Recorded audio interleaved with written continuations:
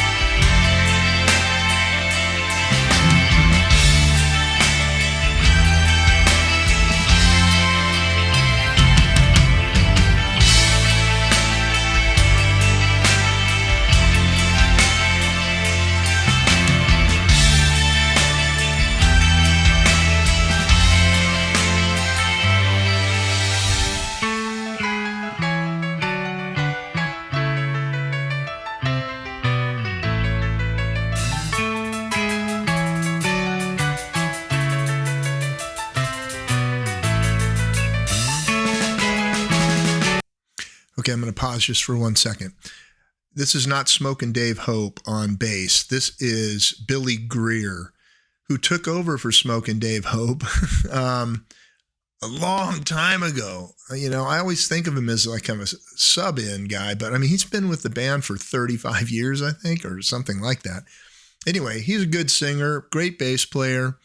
I also wanted to tell you about Steve Walsh.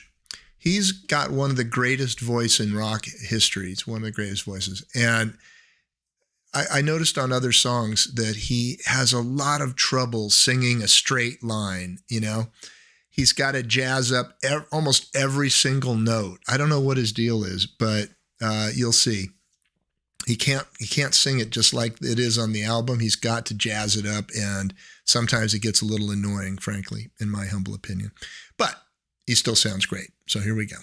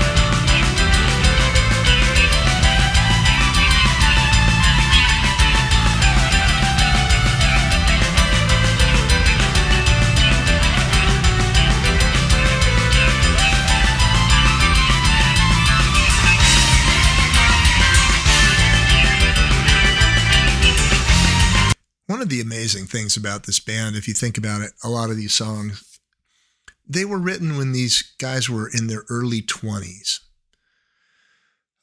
This isn't the most complicated song of theirs, but just the epicness of these songs and the complexity. They all are fairly complex. Really amazing, especially considering their age at the time.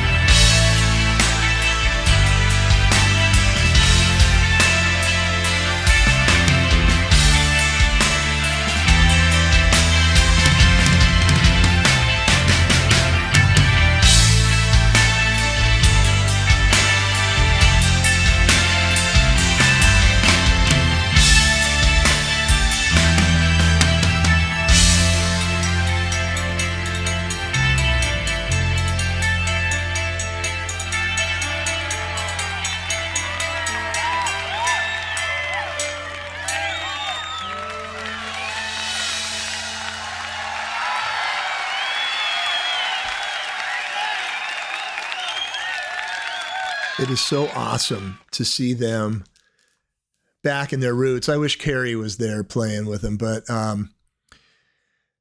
amazing. If you want a album recommendation, probably Left Overture. That's like their biggest hit album. It has Carry On, I believe, on it, but maybe it doesn't. I can't remember. Anyway, it's got some other great songs. Hopefully they're on this in this recording of this concert, because I'm going to bring those too. Anyway, thank you. I hope you enjoyed that. And I hope I'm reaching some old Kansas fans who haven't seen anything like that in a long time. Anyway, thank you so much for subscribing and viewing and coming back and hanging with Uncle Scotty here. And we'll see you out in YouTube land. Take it easy.